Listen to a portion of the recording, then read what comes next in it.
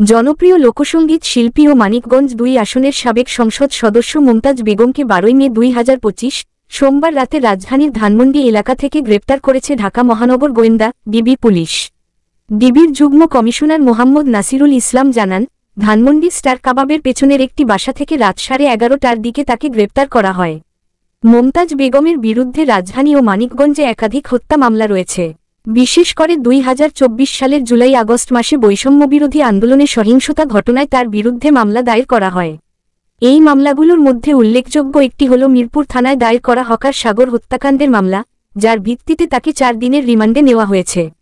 মমতাজ বেগম ২০০৮ সালে আওয়ামী লীগের মনোনয়নে নবম জাতীয় সংসদের সদস্য নির্বাচিত হন এবং পরবর্তীতে মানিকগঞ্জ ২ আসন থেকে সংসদ সদস্য হিসেবে দায়িত্ব পালন করেন।